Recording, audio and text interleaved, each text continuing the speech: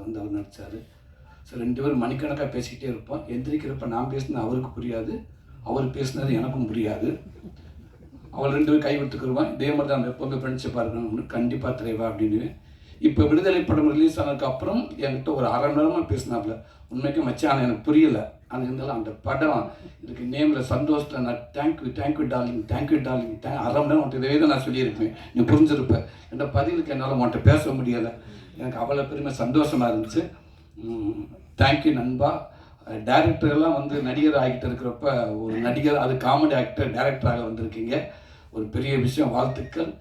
என்னண்டா இந்த நிறையா நமக்கு ஒரு பெரிய அட்வான்டேஜ் என்னண்டா, உங்களுக்கு ஒரு காமெடி நடிகன் ஒரு ஹீரோ விட ஒரு 40 படம் 50 படம் பண்ணாருன்னா ஒரு காமெடி நடிகன் 150 படம் பண்ணியிருப்போம். அப்போ நிறையா டேரக்டர்கிட்ட ஒர்க் பண்ணியிருப்போம். எல்லா டேரக்டரும் கண்டிப்பாக ஏதாவது நீங்கள் எடுத்திருப்பீங்க. ஸோ அது எல்லாமே இந்த படத்தை நீங்கள் பதிவு பண்ணியிருப்பீங்க நான் நம்புகிறேன். நல்லா இருந்துச்சு. 2 லாங்குவேஜில் போட்டிருந்தாங்க. இன்னும் மலையாளம், ஹிந்தி இப்படி 4 லாங்குவேஜ் எடுத்திருந்தீங்கன்னா எப்படி எனக்கு ஒரு ஹாஃப் டே போயிருக்குன்னு நினைக்கிறேன். போயிட்டே இருந்துச்சு. சரி ரைட், நல்ல பேர் பாலானி இருக்கிறதுனால முடிச்சுக்கிறோம்ட்டாங்க. நான் கூட கேட்டுங்க தம்பிராம அண்ணே 2 லாங்குவேஜ் தான் பண்ணியிருக்காங்களா அப்படின்னு கேட்டேன்.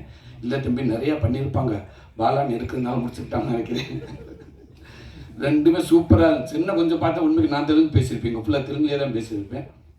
ரொம்ப நல்லா இருந்துச்சு.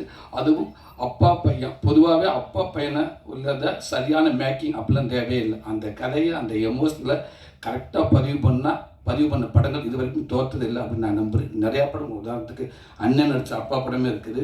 எங்கள் அண்ணன் பாண்டியராஜன் ஏற்கனவே கேடி பிள்ளைகள் அடி வந்தால் இருக்கட்டும், யாரடி நீ மோகினி, முத்துக்கு முத்தாக, இப்படி நிறையா பாண்டிய நாடு, நிறையா படங்கள் இருக்குது. அப்பாவும் பையனுக்குமான அந்த எமோஷனை கண்டிப்பாக சரியாக பண்ணிட்டோம்னா அது தோற்றதே கிடையாது. அது இதுலேயும் இருக்குது. அந்த அண்ணன் அந்த அவரை ஹீரோவை போட்டு அடிக்கிறப்ப பேசுகிறப்ப உண்மைக்கு அவ்வளோ ஒரு இதாக இருக்குது, அது எமோஷனாக இருக்குது. கண்டிப்பாக இந்த படம் ஒரு மிகப்பெரிய ஒரு வெற்றி படம் அமைன்னு நான் நம்புகிறேன். என்னென்ன படம் எடுக்கிறது முக்கியம், எடுக்கிறது எல்லாமே எடுத்துடுறாங்க. இன்றைக்கி கொண்டாந்து அந்த, அதாவது ஒரு 10 பேர் ஒரு இடத்துல இருக்காங்கன்னா அந்த 10 பேர் 8 பேர்த்துக்கு இப்படி ஒரு படம் வரப்போகுதுன்னு தெரியப்படுத்துறதுக்கு அவ்வளோ கஷ்டமாக இருக்குது.